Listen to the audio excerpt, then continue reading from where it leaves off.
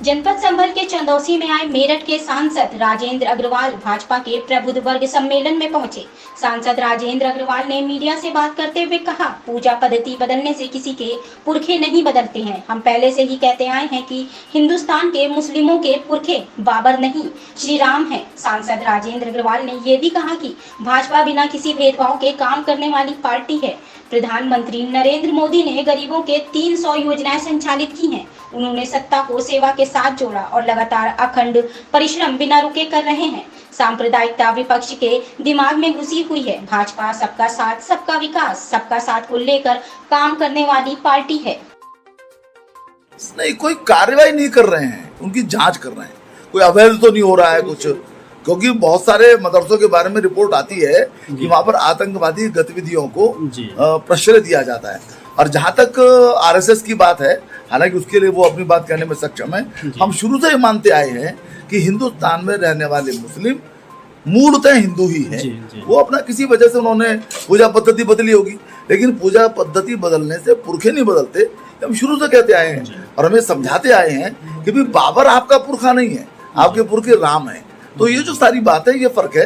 तो हमारी बराबर कोशिश रही है। संघ के पूजनीय सरसंघचालक केवल पहली बार नहीं है, पहले गुरुजी के समय में भी बराबर मुस्लिमों से भेंट करते थे। लेकिन ये जो गलतफहमी की राजनीतिक दलों के द्वारा जो निर्मित हुई है, उसके परिणाम स्वरूप ये सारी बातें रहती हैं। तैयारी है पार्टी की 2024 की तैयारी तो हमारी 2019 से शुरू हो गई थी जी। भारतीय जनता पार्टी 12 महीने काम करने वाली पार्टी है और बूथ स्तर तक हमारा समर्पित कार्यकर्ताओं का संगठन है। तो हम निरंतर सक्रिय रहते हैं। सर, माना ये जाता है प्रधानमंत्री की कुर्सी का रास्ता यूपी से होकर के जाता है। यूपी पर इसलिए खास फोकस रहता है, मुद्दे भी यूपी से उठेंगे। तो क्या किन मुद्दों पर चुनाव होगा 2019? नहीं, मुद्दा तो हमें हमेशा हमारा विकास ही है जी। हम जब कभी भी चुनाव लड़े हैं, हम विकास के आधार पर ही चुनाव लड़े हैं। और हमारी जब सरकार बनी तो हमने विकास किया है।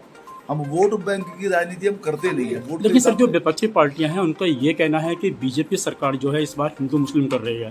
पहले ज्ञान वापी मस्जिद और मथुरा मदरसों की जांच, बोर्ड की जांच, तो इसके क्या मायने हैं? मतलब नहीं, ये उनके दिमाग में सांप्रदायिकता घुसी हुई है जी।